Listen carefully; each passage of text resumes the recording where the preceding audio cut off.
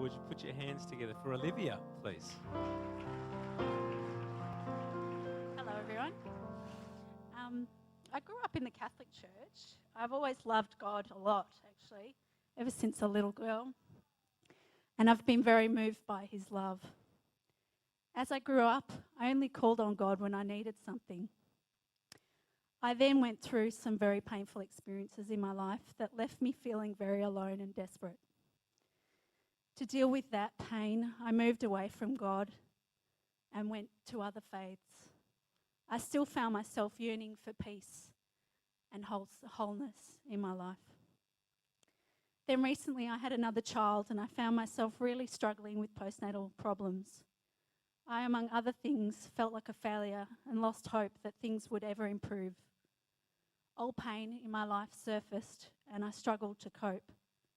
I then moved to Sydney as we were living on the Central Coast to be near family, and I came to playgroup here. One of the mums, Jo, who's here today, prayed for me and invited me to church. On the first Sunday I came to church, my child Adelaide escaped from the patch, and everyone was looking for her. It was quite a shock to me. In church I felt inspired by music and the preaching from Jono and others, and I felt a sense of peace here.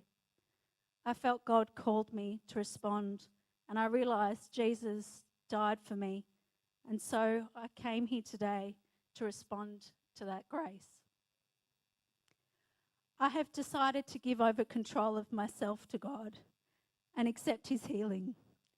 He helps me to be more loving to my beautiful family, sitting over there, and friends. I'm growing through him. I'm learning more and more, and it's a beautiful place for me to be.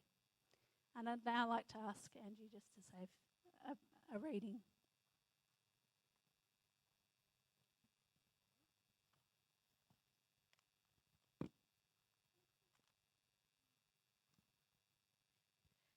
Olivia's asked me to read from Isaiah 40, starting at 28.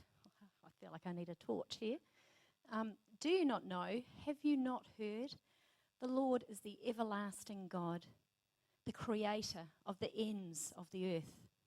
He will not grow tired or weary, and his understanding no one can fathom. He gives strength to the weary, and he increases the power of the weak.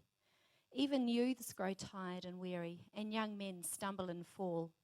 But those who hope in the Lord will renew their strength. They will soar on wings like eagles. They will run and not go weary. They will walk and not be faint.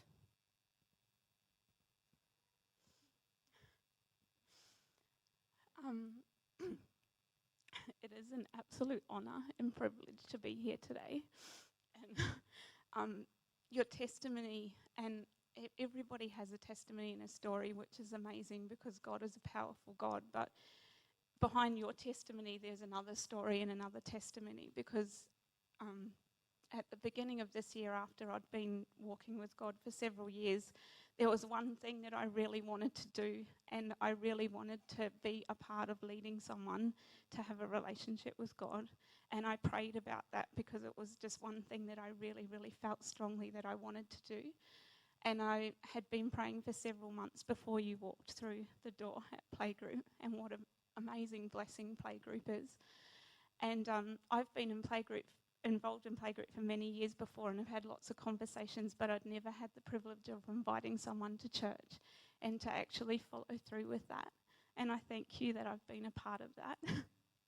And so behind your story, there's another, another story that has, for me, been an absolute blessing, and it's so encouraging to have got to know you and been part of your journey and got to know your family and Matthew. And I just hope that we can continue that, but that we can encourage each other now. And yeah, thank you. Can I just say, quickly, I've been so overwhelmed by the love here, and it's been a life-changing experience. But just everybody here has touched me so much, and I don't know, it's just overwhelming. So please thank yourselves for that gift, which obviously comes from God. So thank you.